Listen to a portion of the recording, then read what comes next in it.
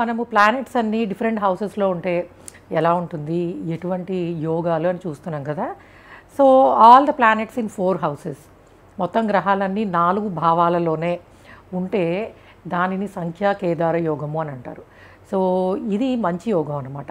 ఎందుకంటే ఇటువంటి యోగం ఏర్పడ్డ వాళ్ళు నిజాయితీ పరులై ఉంటారు, నిజాయితీగా సంపాదిస్తారు, అండ్ వెల్ది ధనవంతులయ్యే అవకాశం ఉంటుంది. అలానే వేరే వాళ్ళకి హెల్ప్ చేసేవాళ్ళుగా ఉంటారు. సో అంటే వాళ్ళ గురించి వాళ్ళు చూసుకోవడమే కాకుండా ఈ సొసైటీ బాగుండాలి అండ్ మనం వేరే వాళ్ళకి హెల్ప్ చేయాలి అన్నటువంటి నేచర్ని కలిగి ఉండే అవకాశం ఉంటుంది. అలానే ఈ యోగం ఉన్నవాళ్ళు యూజువల్గా భూముల మీద మక్కువ అంటే ఇష్టం ఎక్కువ ఉంటుంది.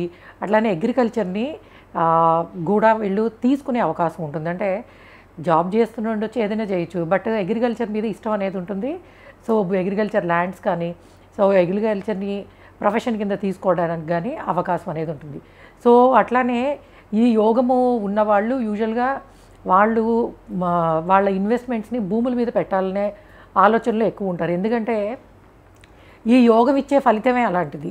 సో వెల్త్ని క్రియేట్ చేయడమే కాకుండా భూ సంబంధమైన వెల్త్ అనే దాన్ని అభివృద్ధి చేసే అవకాశము ఈ యోగం వల్ల కలుగుతుందని చెప్పచ్చు.